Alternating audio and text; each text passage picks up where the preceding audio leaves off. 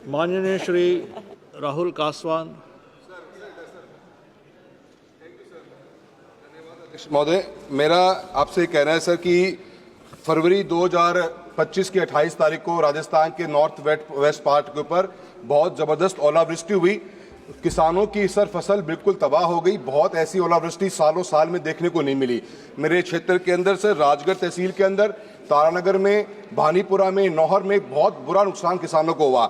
सरकार क्या मैं आपका ध्यान इस बात पर आकर्षित करना चाहता हूं कि सर स्पेशल गिरदावरी तो शुरू हो चुकी है, पर स्पेशल गिरदावरी के केस के अंदर सर बड़ी प्रॉब्लम इस बात को लेकर है कि एसडीआरएफ और एनडीआरएफ की गाइडलाइंस के अंदर 2 हेक्टेयर की कैपिंग लगा रखी है कि 2 हेक्टेयर से ऊपर हम नुकसान का भरपाई नहीं करेंगे। मैं आपके मार्फत से सर ये सरकार से निवेदन करना चाहता हूं कि इस 2 हेक्टेयर की कैपिंग को हटाया जाए। राजस्थान एक बहुत बड़ा क्षेत्र है सर, हमारा पर कैपिटा जो होल्डिंग है वो मोर देन 6 to 7 हेक्टेयर्स की आती है।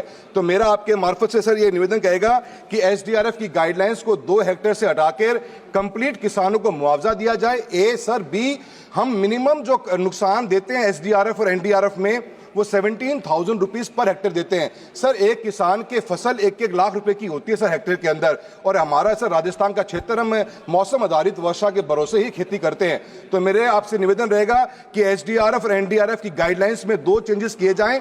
एक, कैपिंग को बढ़ाया जाए राजस्थान के परिप्रेक्ष्य में, और जो 17,000 का नुकसान दे रहे हो उस नुकसान को बढ़ाकर जो किसान का एक्चुअल नुकसान हुआ है वो नुकसान दिया जाए सर। साथ ही साथ में प्रधानमंत्री फसल बीमा योजना की गाइडलाइंस ये कहती थी कि किसान की अगर फसल कटी हुई है या खड़ी हुई है तब भी नुकसान होगा तो भी किसान को मुआवजा व्यक्तिगत रूप में किसान को क्लेम मिलेगा। पर 2023 के अंदर प्रधानमंत्री फसल बीमा योजनाओं की गाइडलाइंस में चेंज कर दिया गया। अब सर खड़ी हुई फसल को हम उसके इंडिविजुअल लॉस में काउंट नहीं करते हैं। तो मैं सरकार से निवेदन करूंगा पीएमएफबीआई की गाइडलाइंस को दोबारा से रिवाइज किया जाए और किसान की फसल खड़ी भी है और ओलावृष्टि के कारण नुकसान हुआ है तो उसका भी उसको मुआवजा दिया जाए, क्लेम दिया जाए, ताकि किसानों को उसका फायदा मिल सके।